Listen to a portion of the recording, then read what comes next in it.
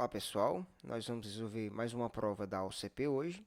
Dessa vez nós vamos resolver a prova do concurso da Câmara de Rio do Sul, em Santa Catarina, especificamente a prova que foi aplicada para os cargos de nível médio. Vamos dar uma olhada rapidinho aqui no edital e no que caiu, só para a gente se nortear antes da gente resolver nossa prova. Bom, esse aqui é meu blog, para você que não conhece, certo? Tem um vídeo que fica na parte superior aí da nossa playlist, né? Esse vídeo faz parte de uma playlist, inclusive o link está na descrição. Lá tem um vídeo que eu ensino como é que você trabalha melhor o que a gente disponibiliza aqui, tá? No edital foi cobrado isso aqui. Eu dividi os assuntos, eles ficam assim, tá certo? Operações básicas, que é frações, conjuntos, porcentagens, sequências e lógica proposicional, tá? Que essa última parte aqui toda a gente chama de lógica proposicional. O que eu avisei em outras provas que eu resolvi e vou avisar nessa é que você precisa estudar todo o conteúdo de lógica proposicional. Nós temos uma playlist aqui no canal onde a gente dá aula disso, porque isso aqui não serve de base para nada, certo? Eles cobram mais do que o que está aqui, tá beleza? Então, estude todo o conteúdo. Bom, o que caiu na prova? Bom, caíram duas questões de frações, caiu uma questão de conjuntos. Ela vai tratar de frações, mas o assunto mesmo lá é conjuntos, certo? Porcentagens, duas questões de porcentagem, uma questão de sequência e uma questão de lógica proposicional, que é o que eu estava falando para você, beleza? Então, anota isso aí. Se tiver tudo no teu edital, vamos resolver então essa prova inteira. Caso tenha alguma coisa que não esteja no seu edital, você corta aí. Então, vamos para a resolução. Então, vamos fazer a questão 16. Durante um determinado mês do ano, em sua fazenda, um agricultor produziu 270 sacas de feijão. Seu objetivo é vender todas as sacas de feijão produzidas. Sabendo que esse agricultor já conseguiu vender 2/3 dessas sacas, então o total de sacas de feijão produzido que o agricultor ainda precisa vender é... Bom, gente, o que é 2/3? É duas partes de um total de 3, certo? Então aqui, ó,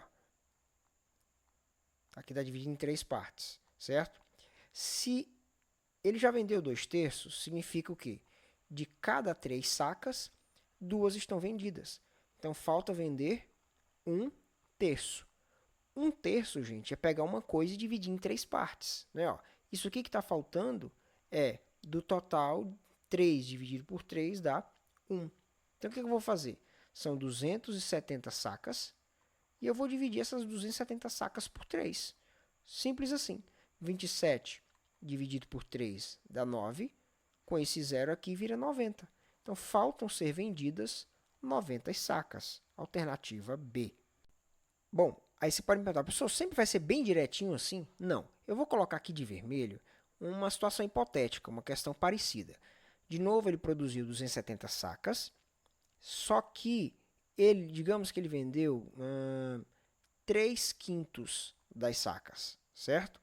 Então, de cada 5 sacas, 3 foram vendidas, certo? Como é que isso funciona então, professor? Bom, se ele vendeu 3/5, estão faltando 2/5. Então, não é só sair dividindo por 5, porque tem o número 2 aqui também. Então, quando a gente tem uma fração onde o número de cima não é 1, o que é que você faria? Você pegaria o 270 e multiplicaria por 2/5. Multiplicação de fração, multiplica o de cima com o de cima, lembrando que o 270 é como se fosse 270 sobre 1, né? Então, 270 vezes 2, que aí no caso 27 vezes 2 dá 54, com mais o zero, 540, e aqui você tem o 5. Aí você faria a divisão e encontraria alguma coisa aqui, que eu não vou fazer a conta agora, beleza? Então, é assim que trabalha com fração. Quando você quer achar 2/5 de uma coisa, você multiplica pela fração. Agora, quando você quer achar 1/3, divide por 3. Quer achar 1/4? Divide por 4.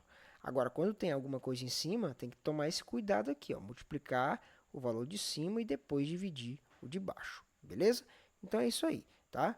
Me estendi um pouco, mas aproveitando para te dar aula aqui, mais do que só resolver questões. Então, vamos para a próxima. Questão 17. Um lote de terreno urbano foi dividido em 20 partes e algumas dessas partes foram vendidas para 6 pessoas. Nessa venda, cada pessoa recebeu 2/20 de lotes.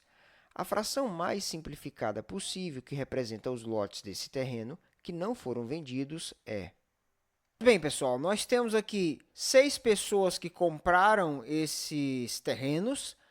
Cada terreno tem essa proporção do terreno total, do lote total, que é 2/20.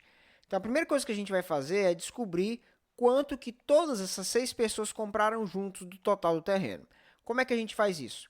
6 vezes 2/20, tá ok? Bom, o número 6, a gente sempre tem que lembrar que aqui tem o número 1 debaixo dele, não é isso? Então, a gente tem uma fração multiplicando outra fração. A multiplicação de frações acontece multiplicando o de cima com o de cima, ou seja, 6 vezes 2, 12, e o de baixo com o de baixo, que é 1 vezes 20, que no caso vai dar 20, beleza? O que a gente pode fazer? Bom, a gente pode simplificar essa fração ou continuar a resolução e simplificar depois. Veja o que ele pede. A fração mais simplificada possível, que representa os lotes desse terreno que não foram vendidos. Veja, esses aqui estão vendidos, certo? Esse aqui é a região ocupada pelos lotes vendidos para as 6 pessoas. Imagina que esse lote é um bolo que foi dividido em 20 partes e as pessoas comeram, então, 12 partes desse bolo. Isso significa que os não vendidos, tá? Vou abreviar para a gente ganhar tempo. Os não vendidos são 8/20.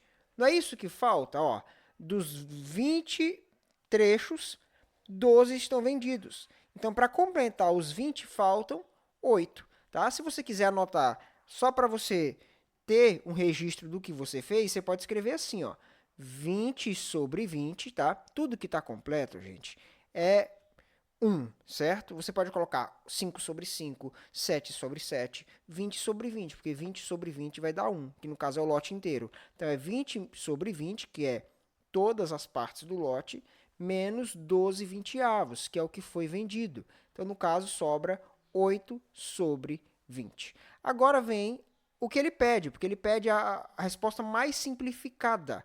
Tá? Então, isso aqui é número par, dá para dividir por 2. Dava para dividir por um maior, mas vou fazer passo a passo, beleza? Então, 8 dividido por 2 vai dar 4. 20 dividido por 2 vai dar 10. Dá para dividir por 2 de novo. Então, 4 dividido por 2 dá 2. 10 dividido por 2 dá 5. Então, falta vender 2/5 do terreno. Alternativa D. 18ª questão.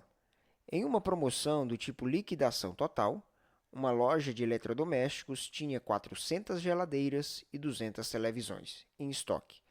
No final da promoção, o gerente dessa loja verificou que no estoque 78% das geladeiras foram vendidas e que 63% dos televisores também foram vendidos. Dessa forma, somando-se o total de geladeiras e o total de televisores vendidos, obtém-se. Pois bem, então nós vamos encontrar 78% do total de geladeiras, que é o que foi vendido, tá? Então, geladeiras, vamos abreviar para a gente ganhar tempo.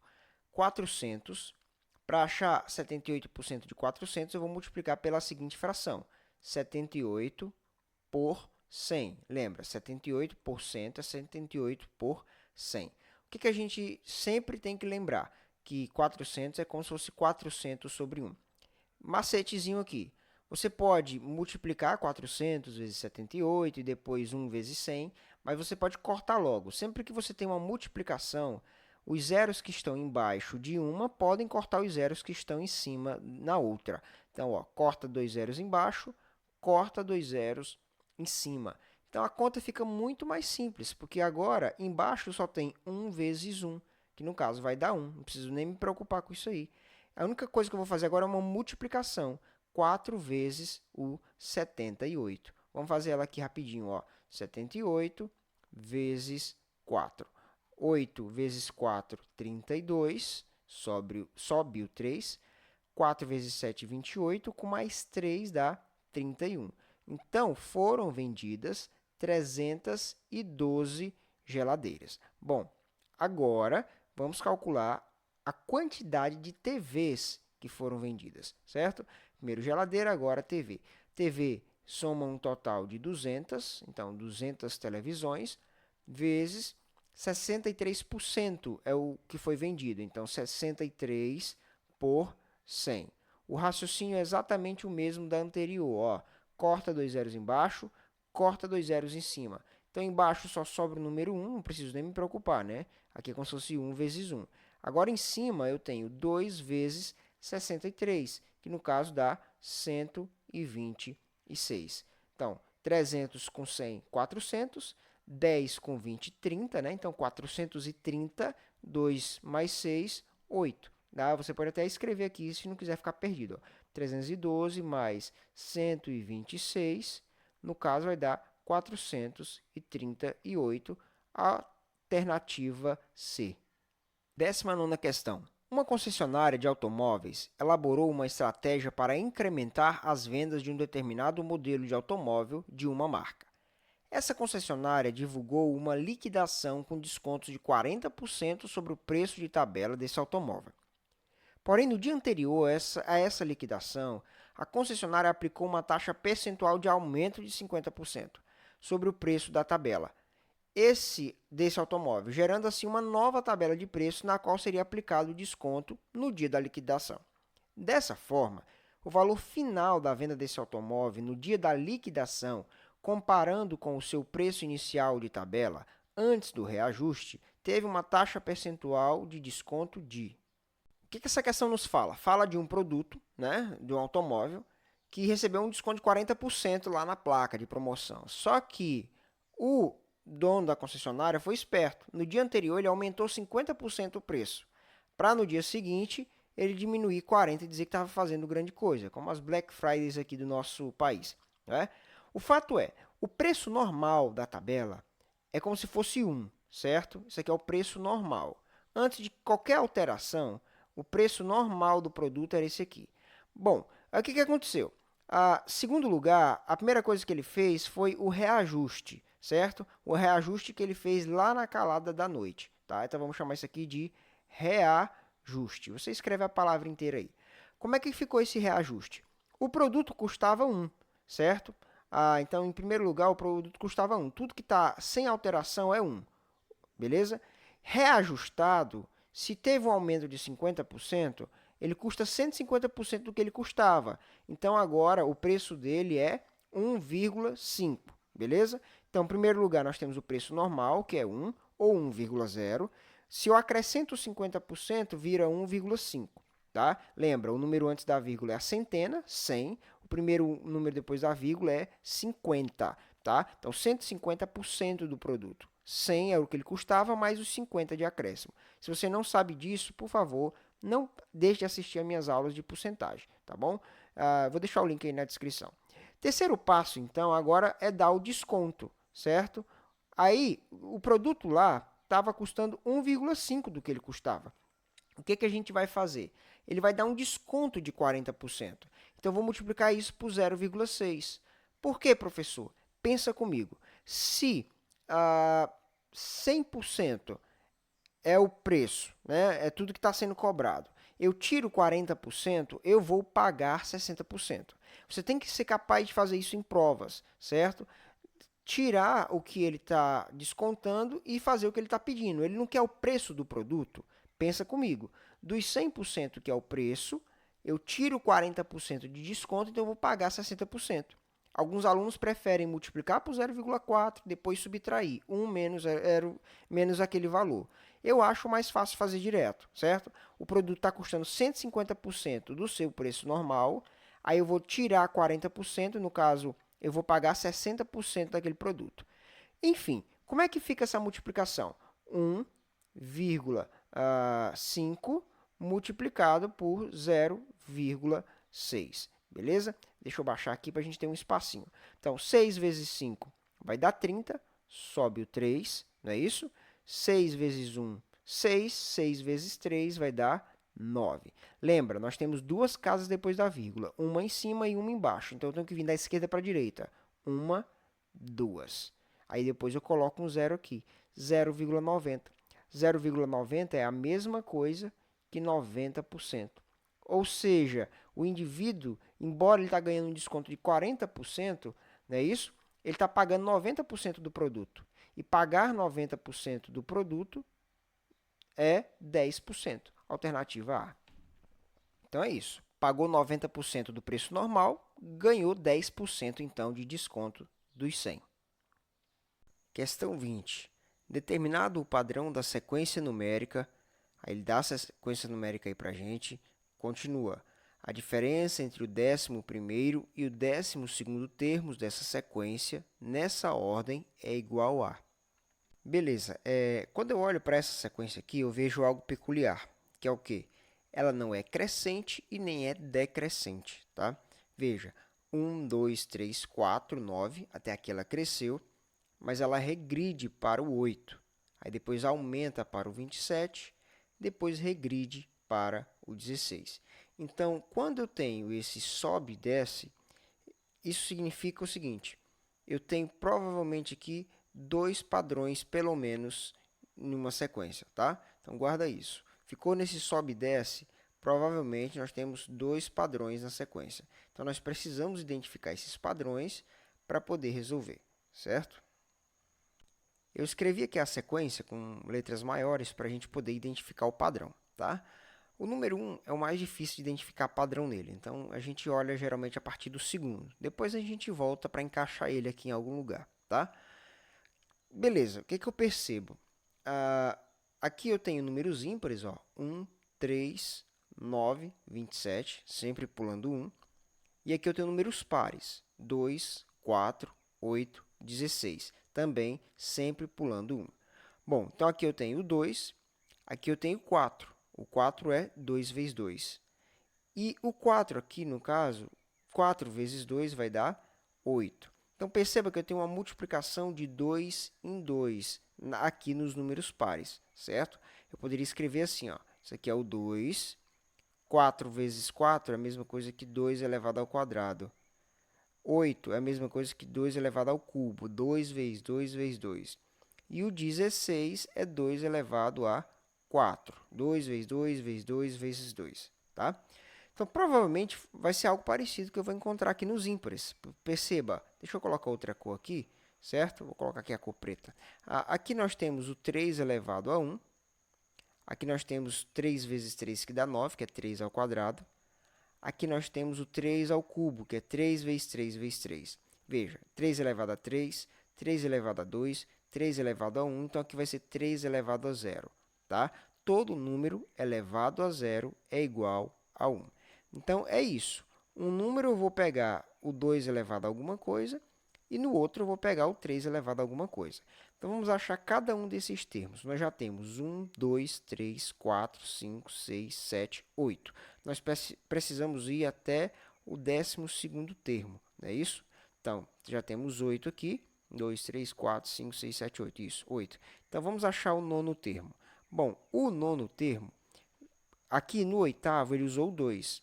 Então, no termo, ele vai ter que usar o 3, tá? Então, no caso, vai ser 3 elevado a 4, porque a última vez que ele usou foi 3 elevado a 3. Não faz esse cálculo ainda, porque nem vai precisar. Só com aqueles que você for usar mesmo, certo? Décimo termo. Bom, o décimo termo vai usar o 2. A última vez que eu usei o 2 foi 2 a quarta.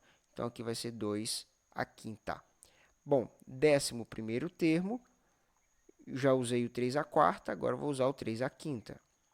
E aí, por fim, 12º termo, que será o 2 elevado a 6. Veja que eu aumentei de 1 em 1. Então, vejamos.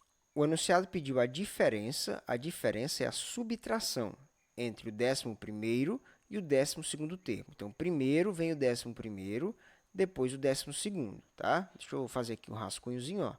Então, primeiro o 11º termo, eu vou pegar ele e vou subtrair pelo 12º termo. O 11º termo é 3 a quinta, certo? Então, vou botar aqui, ó, 3 elevado a 5 menos o 12º termo, que é 2 elevado a 6. 3 elevado a quinta, gente, é 3 vezes 3 vezes 3 vezes 3, tá? 5 vezes. Você vai encontrar o valor 243, certo? 3 vezes 3, 9, já usou duas vezes. Aí, vezes 3, 27. Aí, vezes 3, 81, certo? E aí, vezes 3, 243. 2 elevado a 6 vai dar 64, certo? 2 vezes 2, 4, vezes 2, 8, 16, 32, 64. 243 menos 64 dá 179. 179 é a nossa alternativa A. 21ª questão. A negação da sentença, se Roberto trabalhou hoje, então Isadora ficou em casa. Aqui é uma questão de lógica proposicional e ele pede uma negação, tá? Aqui é um aviso importante, gente. Negação e equivalência de proposições são uma das coisas que eles mais cobram na OCP. Então, vale a pena estudar isso aí, certo? Como é que eu nego uma proposição? Cada proposição, cada conectivo tem sua negação. A negação do se, então, é não é verdade que, se P, então que, certo?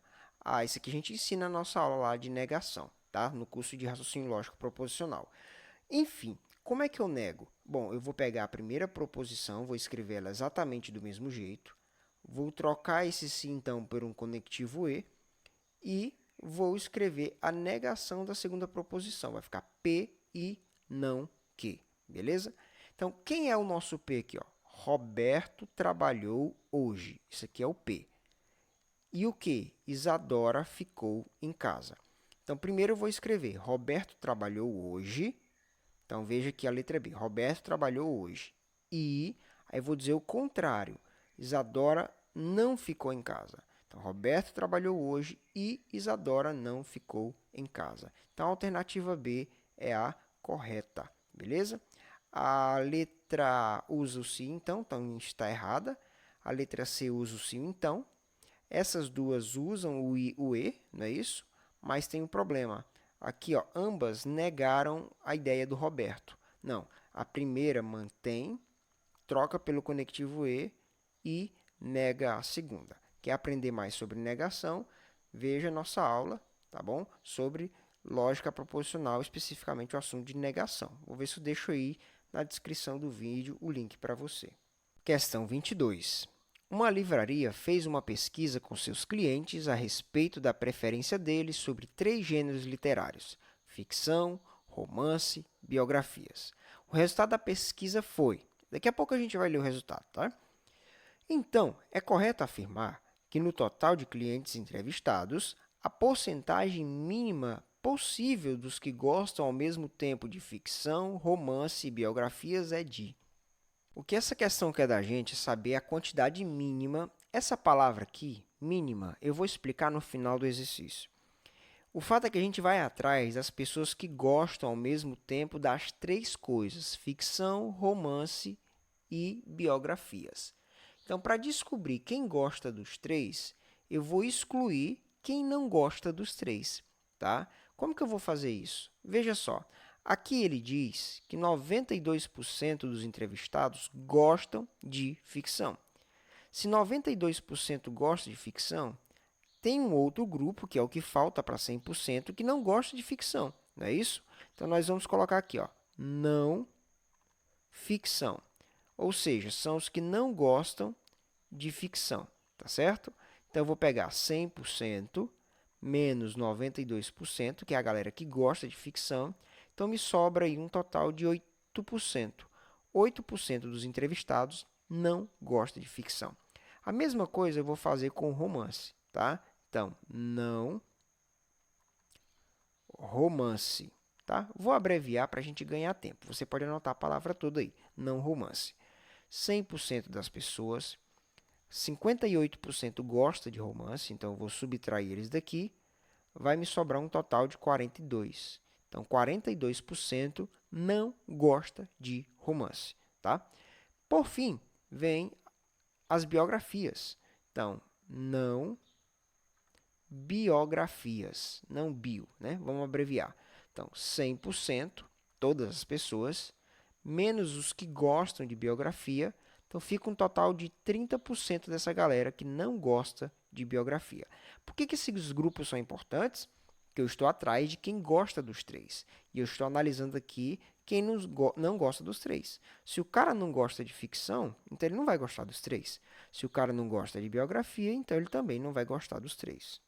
Bom, agora vem a parte que não é tão clara assim, certo? Então preste bastante atenção. Ele quer saber a quantidade mínima de pessoas que gostam das três coisas. Então, quando ele fala de quantidade mínima, é porque pode ser mais do que a gente vai calcular aqui, tá certo? Então, como é que a gente vai fazer? Nós vamos supor que esses três grupos são totalmente diferentes. A galera que não gosta de ficção é totalmente diferente da galera que não gosta de romance, que é totalmente diferente da galera que não gosta de biografia, certo? Então, nós vamos somar toda a galera que não gosta de alguma coisa. Então, nós temos, tá?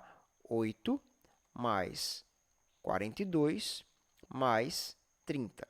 8 mais 42, 50, mais 30 dá 80. Então, significa que 80% das pessoas não gostam de pelo menos um dos estilos literários. Então, se 80% não gosta de alguma coisa, me sobra o quê? Me sobra 20% daqueles que gostam de todas as coisas, certo? Eles não se enquadram nem na galera que não gosta de romance, nem em qualquer uma das outras. Eles gostam de tudo. Então, a resposta é a letra D. Então, vamos lá. Por que ele fala em quantidade mínima? Porque pode ter mais gente que gosta de tudo. Quando que isso acontece, professor? Acontece quando dentro desses três grupos tem pessoas classificadas mais de uma vez. Se você estudou questão de conjuntos e trabalhou aquela questão dos diagramas, certo? Você sabe do que eu estou falando. Às vezes a pessoa ela se enquadra duas vezes ou três vezes no mesmo exercício. Então, digamos que, por exemplo, tá? Deixa eu fazer aqui um rascunho. 1% das pessoas não gostem de nada, nenhum dos três estilos literários. Elas não gostam de nada, certo? Nada do que foi colocado na entrevista. Então, o que a gente teria que fazer para somar essa galera? Nós temos 1% do pessoal que não gosta de nada, mais esses 8%, essa galera que não gosta de nada, ela já está inclusa nesses 8% que não gosta de ficção. Então, eu não posso contar eles duas vezes. Por isso aqui eu coloco só 7. Mas, quando vai para a ideia do romance, a galera que não gosta de nada já está inclusa aqui. Então, como eu já coloquei eles aqui, que eles são 1%, aqui eu só coloco 41. E quando eu vou para a biografia, embora 30% não gosta de biografia, 1% já foi colocado, que é a galera que não gosta de nada. Então, não posso colocar esse 1% de novo, porque ele já está aqui. Ó. Então, aqui eu vou colocar apenas o 29. Quando eu somo isso aqui tudo, eu vou acabar encontrando 78%, certo? Que é a galera que não gosta de tudo. Então, nesse caso, eu ficaria com 22% da galera que gosta de tudo. Por isso que é o mínimo. Tá? Eu poderia te dar diversos exemplos, te dar diversas porcentagens, mas o fato é que no mínimo, 20% gosta de tudo. Considerando que todas essas galeras não tem ninguém se repetindo, então me sobra ainda 20% de um pessoal que vai gostar de todas as coisas. Essa questão não é tão simples, é totalmente diferente das que eu já fiz, não estou dizendo que ela é complicada, é difícil, mas ela é totalmente diferente das que eu já fiz sobre conjuntos. Né? Então é isso aí. Beleza? Então chegamos ao fim de mais uma prova. Eu espero que você tenha gostado e assista a nossa playlist da OCP, se você vai fazer concurso deles, e trabalhe aí os conteúdos. Então, bom estudo, valeu!